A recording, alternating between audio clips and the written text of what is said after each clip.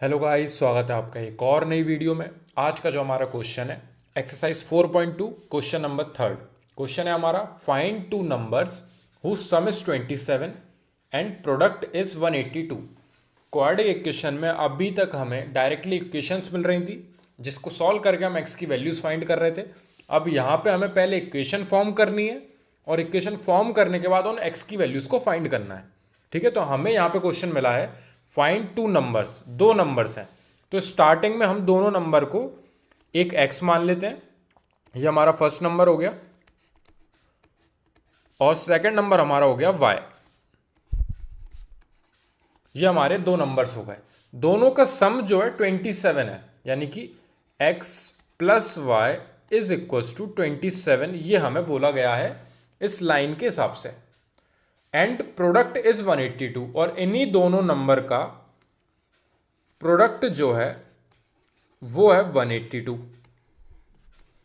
अब आप देखें यहां पे, ये मैं y के टर्म्स में ले आया क्वेश्चन में, लेकिन इक्वेशन कभी भी y के टर्म्स में नहीं होगी जो हमारी मेन इक्वेशन बनेगी। तो हम यहां से y की वैल्यू निकाल के इस वाली इक्वेशन में पुट करेंगे, जिससे ये पूरी इक्वेशन जो हमारी क्वाड्रेटिक इक्वेशन बनेगी मेन, वो x के टर्म्स में आ जाएगी।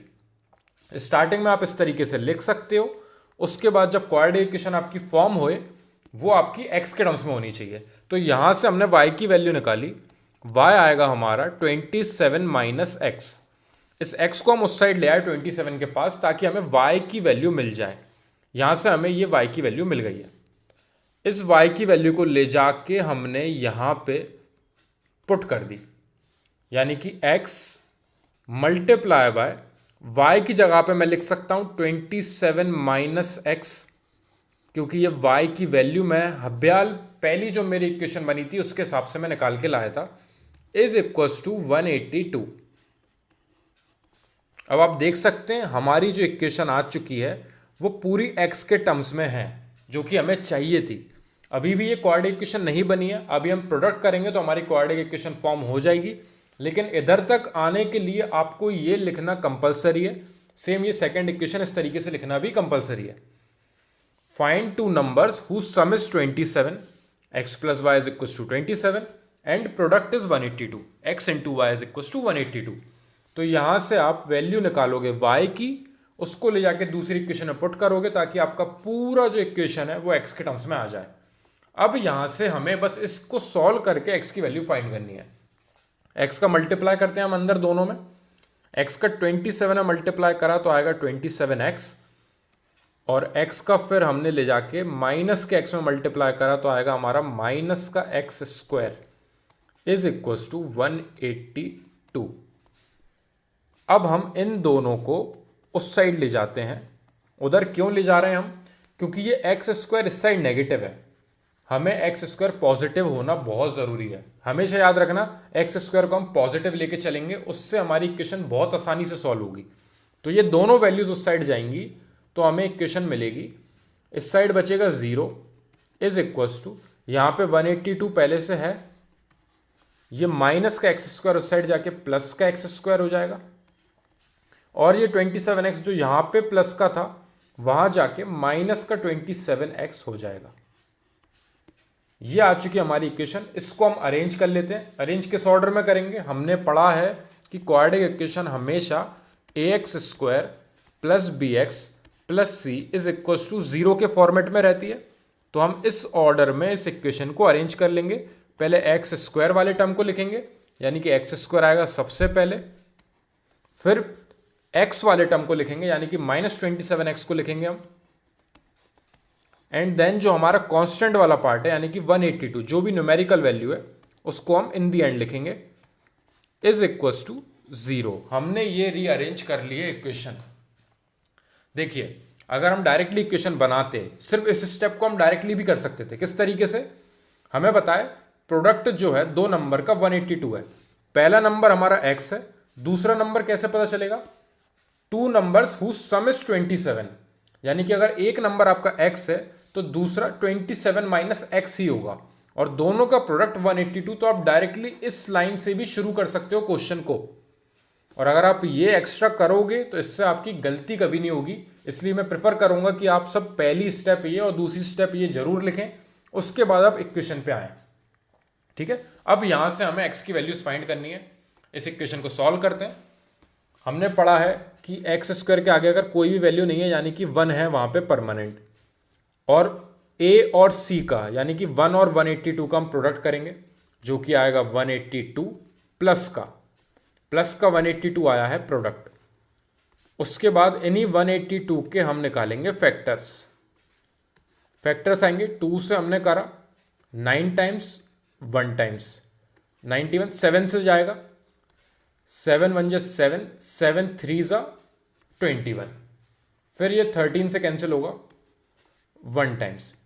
तो ये तीनों आ गए हमारे फैक्टर्स, 2 7 एंड 13, तीनों हमारे एलसीएम निकाला जो हमने 182 का, तो हमें ये तीनों मिले।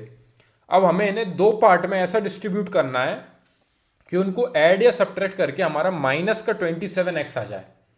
तो यहां पे हमें दिख रहा है कि 13 को अगर हम अकेला छोड़ दें और 7 और 2 को अगर हम एक साथ प्रोडक्ट कर दें, यानी कि एक हमारा 14 आ जाए फैक्टर और एक हमारा 13 आ जाए, और अगर दोनों नेगेटिव के हों तो -14 और -13 हमें माइनस का 27 देंगे ऐड होके। यानी कि हम बीच वाले टर्म को इन दो फैक्टर्स के बेसिस पे स्प्लिट कर सकते हैं। और अगर आप -14 और -13 का प्रोडक्ट करोगे तो माइनस से माइनस कैंसिल हो जाएगा और 14 इंटू 13 आपका प्लस का 182 देगा, जो ऊपर वाली कंडीशन भी सेटिस्फाई कर देगा। तो दोनों का प्रोडक्ट करने से 182 आ रहा है, वो भी प्लस का, और दोनों को माइनस का लेने के वजह से हमारा माइनस का 27x भी फॉर्म हो रहा है। तो हमारे दो फैक्टर्स आ चुके हैं, तो हम उनको उस वे में लिख देते हैं। अब हमारी इक्वेशन हो जाएगी -14x -13x plus 182 is equal to 0। यहां से इक्वेशन हमने कई बार सॉल्व करी है प्रीवियस क्वेश्चंस में। इस क्वेश्चन में जो स्टार्टिंग में मेन चीज थी वो था इक्वेशन को फॉर्म करना। जब ये इक्वेशन आ जाती है यहां से मिडिल टर्म स्प्लिट तो सिंपल रहता है, फैक्टर्स निकालने हैं आपको और फैक्टर्स को निकाल के यहां पे लिखना है। ये दो फैक्टर में डिवाइड हो चुका है, अगर आप इन दोनों को ऐड करके लिख दोगे तो वापस आपकी पहली इक्वेशन ही आ जाएगी जो आपने ऊपर लिखी है। ठीक है, तो -14x -13x दो फैक्टर निकले, क्योंकि दोनों का प्रोडक्ट करने पे 182 भी मिल रहा था हमें। अब यहां से स्टार्टिंग के दो में से हम कॉमन लेंगे और रिमेनिंग दो में से हम कॉमन लेंगे। स्टार्टिंग के दो में से x कॉमन आ रहा है, उसके अलावा और कुछ कॉमन नहीं दिख रहा है हमें। यहां पे हमारा x बचेगा क्योंकि एक x बाहर जा चुका है, इसके पास दो x थे, x स्क्वायर था। -14x में से x बाहर चला गया कॉमन, तो हमारा 14 अकेला यहां पे आ गया। अब यहां पे जो अगला साइन होता है वो तो बाहर हम लिखते ही हैं, कंपलसरी है। 13x और 182 इन दोनों में कॉमन क्या है? इन दोनों के पास 13 कॉमन है, क्योंकि 182 जो है वो 13 इंटू 14 करने से आता है 182, तो इसके पास भी 13 अवेलेबल है। तो हम 13 कॉमन ले लेंगे। माइनस साइन भी बाहर आया है, 13 भी बाहर गया है, यानी कि सिर्फ x बचा है अंदर, और माइनस साइन बाहर जाने की वजह से अंदर का साइन हमारा हो गया चेंज, तो हमारा अंदर 13 जाने की वजह से सिर्फ 14 बचा। अगर आप इस -13 का अंदर मल्टीप्लाई करोगे तो आपको जस्ट ऊपर वाली इक्वेशन में पहुंच जाओगे आप। -13 का x में करोगे तो -13x मिलेगा, और -13 का -14 में मल्टीप्लाई करोगे तो वही साइन चेंज होके आपके 182 आपको ऊपर वाला मिल जाएगा, वो भी पॉजिटिव। ठीक है, अब यहां से हमें देखा x -14 जो है, ये वाला ब्रैकेट जो है ये हमारा दोनों पे सेम है, तो ये हम कॉमन ले सकते हैं। हमने x -14 को लिया कॉमन, तो जो रिमेनिंग यहां से x था और यहां से -13 था वो दोनों दूसरे ब्रैकेट में आ जाएंगे। देखिए x -14 आपका दोनों से कॉमन गया बाहर, यहां से आपका x बचा, यहां से आपका -13 बचा, ये आपके दूसरे ब्रैकेट में आ गए। ये दोनों हमेशा प्रोडक्ट में आएंगे इस तरीके से एंड में ब्रैकेट। और याद रखना ये वाला ब्रैकेट जो है हमेशा इसके सेम होगा, साइन का भी अलग चेंजेस नहीं हो सकते। अगर यहां माइनस है तो यहां पे भी माइनस ही होगा, बिल्कुल same to same, A to Z एक दूसरे के फोटोकॉपी होंगे ये। ठीक है, तो ये x -14 जो आपका सेम ब्रैकेट है आप उसको बाहर लिख सकते हो, और रिमेनिंग जो वैल्यूज है उनको आप दूसरे ब्रैकेट में बंद करके लिख सकते हो, नहीं तो कॉमन लेके आप इन दी एंड इस स्टेप तक पहुंच ही जाओगे। ठीक है, अब यहां से इन दोनों का प्रोडक्ट जो है 0 के इक्वल है, यानी कि x -14 0 के इक्वल कर दीजिए आप, और x -13 को 0 के अलग से इक्वल कर लीजिए। ऐसा क्यों कर रहे हैं हम? देखिए दोनों का प्रोडक्ट जो है 0 आ रहा है, यानी कि इनमें से किसी एक की वैल्यू भी जीरो के इक्वल हुई तो आपको जीरो मिलेगी वैल्यू। तो यहां से हम दोनों को जीरो के अलग अलग इक्वल करके एक्स की वैल्यू फाइंड करेंगे। यहां से हमें एक्स की वैल्यू मिली, ये -14 उस साइड जाके प्लस का 14 हो जाएगा, और यहां से हमें एक्स की वैल्यू मिली, ये -13 उस साइड जाके प्लस का 13 हो जाएगा। अब अगर आप इस 14 को यहां पे पुट करोगे, 14 - 14 आपको जीरो देगा, तो ये पूरा जो आपका प्रोडक्ट में है ये पूरा जीरो हो जाएगा। अगर आप x की वैल्यू 13 रखते हो यहाँ पे, तो 13 - 13 ये वाला ब्रैकेट जीरो हो जाएगा, और जीरो का प्रोडक्ट जब इसमें होगा तो ये पूरी वैल्यू जीरो हो जाएगी। तो यानी कि अगर आपकी x की वैल्यू 14 है और अगर आपकी x की वैल्यू 13 है, दोनों की हेल्प से आपका ये वाला जो प्रोडक्ट है ये जीरो आ सकता है, इसलिए x की दोनों वैल्यू सही है। और आप देख सकते हैं कि हमें स्टार्टिंग इक्वेशन दी थी कि एक जो दो हमारे नंबर्स हैं उन दोनों का सम जो है, यानी कि हमने जो x और एक y माना था, उन दोनों का सम 27 था। क्या 14 और 13 को ऐड करने पे 27 आ रहा है? जी बिल्कुल आ रहा है। इन दोनों को ऐड करके हमें 27 मिल रहा है, और 14 का 13 में प्रोडक्ट कर रहे हैं हम, तो हमें 182 मिल ही रहा है। यानी कि हमारी ये दोनों वैल्यू, यानी कि हमारे जो दो नंबर थे, एक आ गया हमारा 14, एक आ गया हमारा 13, ये हमारा फाइनल आंसर हो गया। ये दो नंबर्स हैं जिनका सम 27 और जिनका प्रोडक्ट 182। ये हम क्रॉस चेक करके कंफर्म बता सकते हैं कि हमने इक्वेशन सही बनाई है। यहां पे क्वेश्चन था हमारा, एक बार हम स्टार्टिंग से देखते हैं। Find two numbers whose sum is 27, जिनका सम 27 हो और प्रोडक्ट 182 हो, यानी कि x + y is equal to 27, x × y is equal to 182। Second step सबसे इंपॉर्टेंट कि आपको पूरी इक्वेशन को x के टर्म्स में लाना है। तो यहां से आप y की वैल्यू निकाल के दूसरी जगह ले जाके सब्स्टिट्यूट करोगे तो आपका पूरा x के टर्म्स में आ जाएगा और आपको मिल जाएगी क्वाड्रेटिक इक्वेशन। जिस क्वाड्रेटिक इक्वेशन को आप अरेंज करोगे ऑर्डर में हमेशा हम अरेंज करते हैं ax² + bx + c के फॉर्मेट में। जैसे हमने उस इक्वेशन को अरेंज करा, हम फैक्टर्स निकालने के लिए a और c का करते हैं पहले प्रोडक्ट, जो वैल्यू आती है उसके हम साइड में एलसीएम लेके फैक्टर्स निकालते हैं।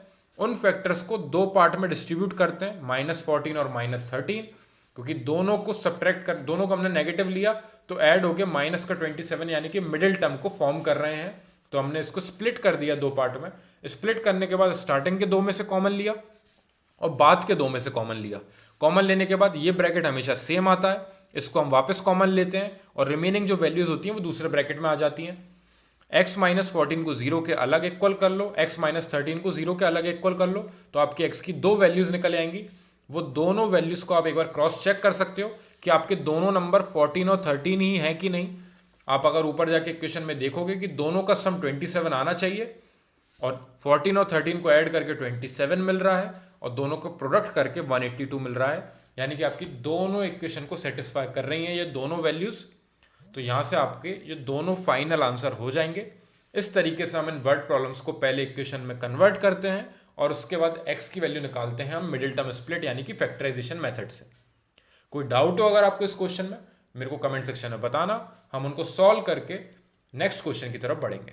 Thank you very much for watching this video.